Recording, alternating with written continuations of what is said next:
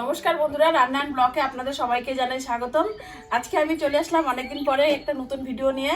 নতুন ভিডিও বলতে মেয়ের আবদার ছিল চিকেন পকোড়া করতে, তাই আজকে আমি করব চিকেন পকোড়া। আর আমাদের তো টিনের ঘর আর প্রচণ্ড গরম, তাই উনানের মধ্যে করছি না, আজকে করব আমি গ্যাসের মধ্যে। আজকে গ্যাসের মধ্যেই আমি চিকেন পকোড়া করব। আর চিকেন পকোড়ার জন্য আমি কী কী নিয়েছি সেটা তোমাদেরকে দেখিয়ে দিচ্ছি। আর চিকেন পকোড়াটা কীভাবে বানাচ্ছি তোমরা ভিডিওটা স্কিপ না করে ভালোভাবে দেখবে। এখানে আমি নিয়ে নিয়েছি 500 গ্রামের মতো চিকেনটাকে খুব ভালো করে ধুয়ে নিয়েছি। চিকেনের মধ্যে যাতে জল না থাকে চিকেনটাকে ভালো করে জল চিপে নিয়ে নিব। এখানে আমি নিয়ে নিয়েছি 2 টুকরা লেবু রসটা দিয়ে দিব।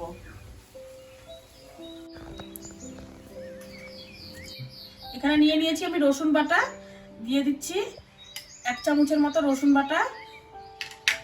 আর দিলাম 1 চামচ আদা বাটা, দিয়ে দিচ্ছি পরিমাণ মতো লবণ।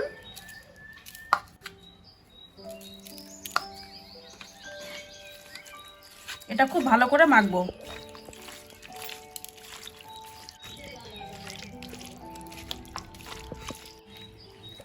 এখানে আমি দিয়ে দিলাম লেবু রস, লবণ আর আদা বাটা, রসুন বাটা।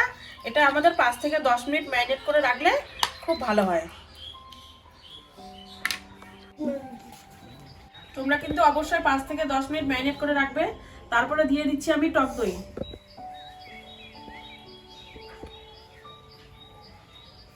এখানে আমি বড় চামচ দিয়ে 2 চামচের মতো টক দই দিলাম, তোমরা আইডিয়া করে দিয়ে দিবে। দিচ্ছি হাফ বাটি কর্নফ্লাওয়ার।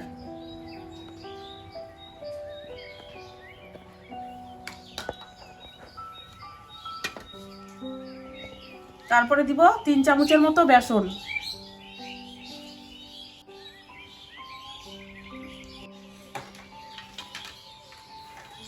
তারপরে সবার শেষে দিচ্ছি 1 চামচ হলুদ,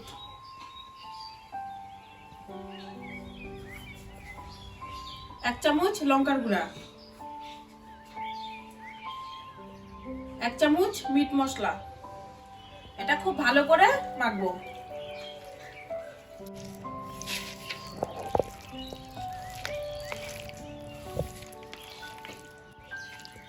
তারপরে সবার শেষে নিয়ে নিয়েছি একটা ডিম, এই ডিমটাও দিয়ে দিব। তোমরা চাইলে এই ডিমটা নাও দিতে পারো।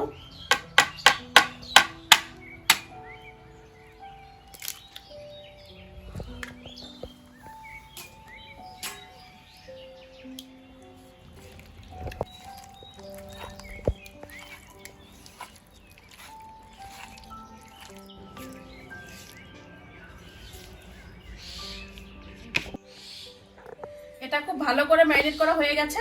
এখন আমি 10 মিনিটের মতো ঢাইকে রাখবো, এদিকে তেল গরম করতে দিব।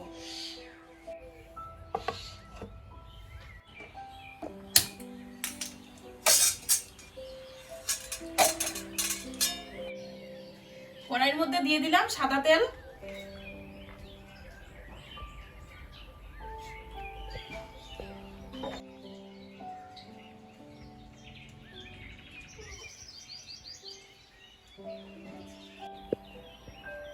তেলটা তো খুব ভালো করে গরম হয়ে গেছে, এবার এক এক করে চিকেন পকোড়াগুলো ভেজে নেব।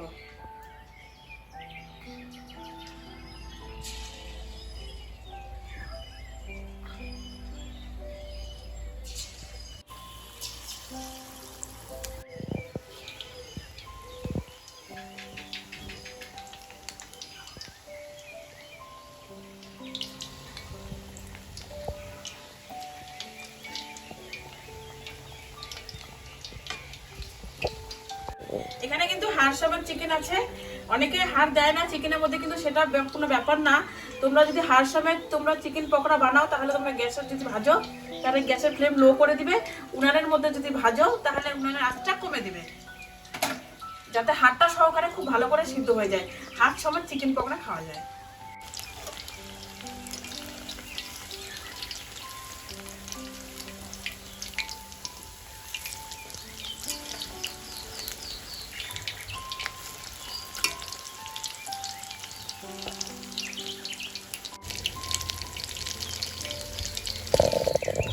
চিকেন পকোড়াটা রেডি, তোমরা দেখতেই পাচ্ছ কত সুন্দর চিকেন পকোড়া হয়েছে।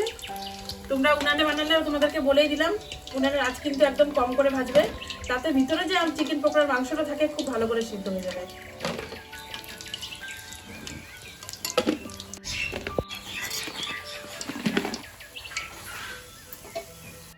বাকিগুলো যে আছে বাকিগুলো এরকম করে ভাজি নিব।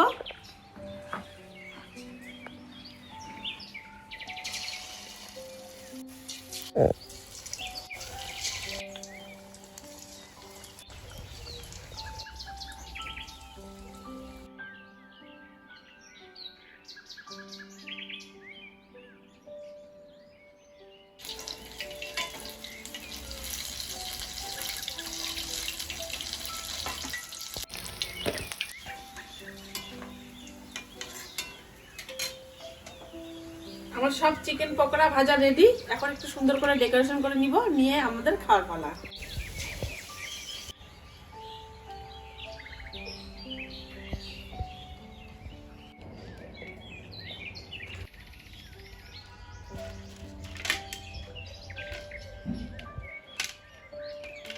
সস খাবে ঋতু?